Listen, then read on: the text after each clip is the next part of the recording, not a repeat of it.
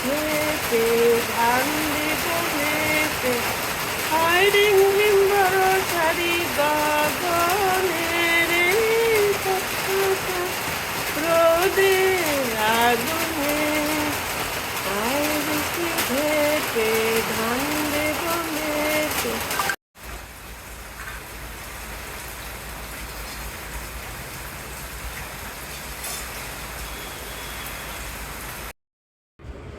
এমন দিনে তারে বলা যায় এমন ঘন ঘোর বরিশায়। রবি ঠাকুরের ভাষায় আমার আজকে বলতে ইচ্ছে হচ্ছে আসলে আজকের দিনে একটি মজার খাওয়ার দিন, কিন্তু খেতে হয় খিচুড়ি। আমার কাছে খিচুড়ি যে সবজি বিশেষ করে মিষ্টি কুমড়া সেটা নাই, তার জন্য আজকে খিচুড়ি রান্না করলাম না, করব আজকে দুন্দুল পাকোড়া। গাছ থেকে পেরে নিয়ে আসছি দুন্দুল পাকোড়া, পোলাও এবং মুরগির মাংস। আমার যদি আজকে ছিল বসে বসে গান শুনবো, টিভি দেখবো, বিধিবাম। কারেন্ট চলে গেছে, সারাদিন কারেন্ট ছিল না, কিছুই হলো না। এর মধ্যে আমার হাজব্যান্ড বললো আজকে পোলাও এবং মুরগির মাংস রান্না করো, একটা কিছু ভাজি টাজি করো। তাই আমি কি ভাবলাম যে ভাজিই করব, কমন ভাজি না করে একটু ব্যতিক্রম করি। দুন্দুল কেটে নিয়ে এইভাবে জালি জালি করে একটু 10 মিনিট একটু চিনি আর লবণ মেখে রেখে দেবো।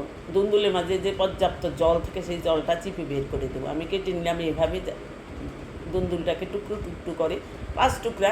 আমরা যেহেতু হাজব্যান্ড ওয়াইফ দুইজন, আমাদের বেশির দরকার নেই, 4 টুকরা বা 5 টুকরা হলেই চলবে দুজনের জন্য। টোনাটুনির সংসার, আমরা এভাবেই চলি। বা রান্নাঘর যেন আমার পিছু ছাড়ে না। রান্নাঘর আমি যতই মনে করি যে আজকে রান্নাঘরেই যাব না, কিন্তু আমার কোনো না কোনো উপলক্ষে যেতে হয়। এর মধ্যে বাতাসে অনেকগুলো আম ঝরেছে, সেই আমগুলি আবার নিয়ে নিলাম পিউরি নিয়ে। এক পাশে আমের আমসত্ত্ব করব, আমের পিউরিটা বসিয়ে দিলাম। অন্যদিকে আমি মশলা জোগাড় করছি, ব্যাটার রেডি করব। বেসন, কর্নফ্লাওয়ার, একটু জিরার গুঁড়া, একটু মরিচের গুঁড়া, একটু হলুদের গুঁড়া, লবণ দিয়ে একটা মিহি ব্যাটার। থিকনেসটা খুব একটা ঘন হবে না, পাতলা হবে না। আমি অল্প অল্প করে জল দিয়ে ব্যাটারটা গুলে নিচ্ছি। ডুবিয়ে ডুবু তেলে পাকোড়াটি ভেজে নেব। বন্ধুরা, কে কোথা থেকে আমার নিয়মিত ভিডিও দেখো প্লিজ লাইক কমেন্ট করে পেজটিকে এগিয়ে নিতে সাহায্য করবে। তোমাদের প্রতি আমার বিনীত অনুরোধ রইল। আমি দুন্দুলটিকে লবণ, একটু সামান্য চিনি দিয়ে 10 মিনিট মেখে রাখবো। দুন্দুলের মাঝে তোমরা যে একটা লাল দাগ দেখছো সেটা দায়ের। আমি যেহেতু ছুরি দিয়ে কাজ করতে পারি না, দায়ের মাঝে অনেক সময় দেখা যায় আমকাঠি টক লেগে থাকে, যে একটু মরিচার মতো পড়ে, সেই দাগটা বসে গেছে। আমি ছুরি দিয়ে কাজ করি কম, কারণ ছুরিতে আমি অভ্যস্ত নেই। আমি দাও দিয়ে দুন্দুলটাকে এইভাবে কেটে নিলাম এবং 10 মিনিট লবণ একটু চিনি মেখে রেখে এখন চিপে দুন্দুলের মধ্যে যে পানিটা আছে তা ছাড়িয়ে নিচ্ছি চিপে এভাবে নিয়ে। তারপর ব্যাটারে ডুবিয়ে দিব এবং একে একে করে ভেজে নিব। প্রচণ্ড বৃষ্টি, তার মাঝে আমার মনে হলো আমার মায়ের কথা। মা সবসময় বৃষ্টি হলে একটা গান গেত, আয় বৃষ্টি ঝেপে ধান দেব মেপে, আয় রিমঝিম বরসারি গগনে রে, ছাতপাটা রোদে আগুনে। আমার মা খুব ভালো গান করতো। মার গানের কথাটি মনে পড়লো, আমি তাই একটু গেয়ে নিলাম। এবং প্রচণ্ড বৃষ্টি শুরু হয়েছে, বৃষ্টির মাঝে রান্না করছি। হয়তো অনেক সময় দেখা যায় আলোর স্বল্পতা, কারেন্ট ছিল না, অন্ধকার, চারিদিকে অন্ধকার ছিল। সেই অন্ধকারের মাঝে আমি যাই দেখছি রান্না করছি, অন্ধকার বসিয়ে দিলাম। পাকোড়াটি ভেজে নিচ্ছি এবং মুরগির মাংসও বসিয়ে দিলাম এবং মুরগির মাংসটা এক পাশে বসে মোটামুটি রান্না হয়ে এসেছে মুরগির মাংস। এখন পাকোড়াটি ভেজে নিচ্ছি। খুবই ভালো হয় এটা পোলাওর সাথে খেতে এবং গরম ভাতের সাথে খুবই ভালো হয়। আমি আজকে পোলাও রান্না করেছি, পোলাওর রেসিপিটি শেয়ার করিনি, পোলাওর সাথে খেয়েছি। রান্নাঘরে আমার যেতে হয়, আমার রান্নাঘর ছাড়া আমার একদিনও হয় না। রান্নাঘরে ঢুকে বিভিন্ন কাজ থাকে, এটা সেটা আমি করি। কখনো কখনো ভাবি যে আর ভালো লাগছে না, আজকে রেস্ট নেব না, দেখা যায় কোথা থেকে একটা ব্যাপার চলে আসে, আমার যেতেই হয় রান্নাঘরে। ভেজে নিয়ে আমি এমন করে লাল লাল করে ভেজে নামিয়ে ফেলবো। তারপর মুরগির মাংসটা শেয়ার করছি। মুরগির মাংস তোমরা সবাই রান্না করতে জানো। আমি দিয়ে দিব গোটা গরম মশলা,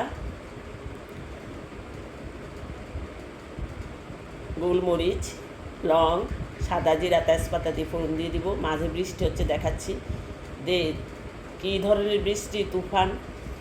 আমার রান্নার চুলার পাশে একটি জানালা দিয়ে ভিতরে ঢুকছে, ঠান্ডা একটা ওয়েদার। কারেন্ট চলে গিয়েছে এই মুহূর্তে, এই যে কারেন্ট চলে গেল আর সারাদিন কারেন্ট আসেনি, রাত অবধি কারেন্ট আসেনি, সারা রাত আমরা এইভাবেই ছিলাম।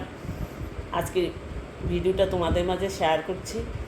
রান্নার পাশে চুলার পাশে জানালাটাতে বাতাস ঢুকছে বারবার, গ্যাস বন্ধ হয়ে চুলা বন্ধ হয়ে যাচ্ছে, আগুন নিভে যাচ্ছে। আমি ফোড়নটি ফুটিয়ে দিয়ে দিলাম আদা রসুন পেস্ট, কষিয়ে নিয়ে জিরা ধনিয়া মরিচের গুঁড়া এবং কিছুক্ষণ কষিয়ে নিয়ে দিয়ে দিব হলুদ, দিয়ে দিলাম লবণ, দিয়ে কিছুক্ষণ কষিয়ে নিয়ে দিয়ে দিব টক দই, কষিয়ে একবারে মুরগিটা আমি বসিয়ে দিলাম। খুব অল্প তেলে রান্না করতেছি, কারণ তেল অভ্যাস করতেছি, তেল যেন অল্প তেল দিয়ে রান্না করা যায় সেটার অভ্যাস করতেছি।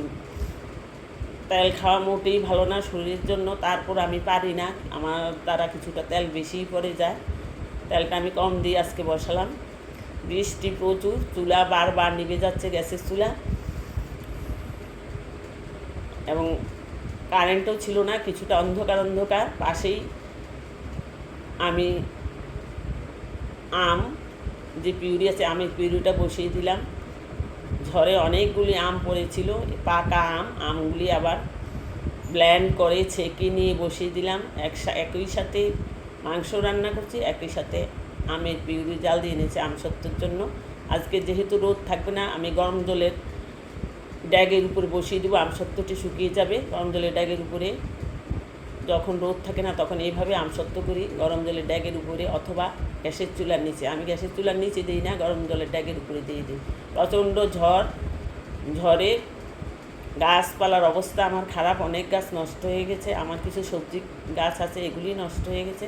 মুরগির মাংসটা ভালো করে কষিয়ে একটু ঢেকে দিব। আলু ভেজে নিয়েছিলাম আগেই, একটু আলু দিয়ে দেব। আলু ছাড়া ঠিক মুরগির মাংস, যে কোনো মাংসই জমে না, আলু দিতে হয়। বাঙালিদের মুরগির মাংসের মাঝে একটা কমন জিনিস দিতেই হবে। সর্বশেষ দিয়ে দিব একটু গরম মশলা, শাহি গরম মশলার গুঁড়া। কেমন লাগলো আজকের ভিডিওটি তোমরা কমেন্ট বক্সে লিখবে। আবার আসবো তোমাদের মধ্যে রেসিপি নিয়ে। ভালো থাকবে, সুস্থ থাকবে, নিরাপদে থাকবে। বাই।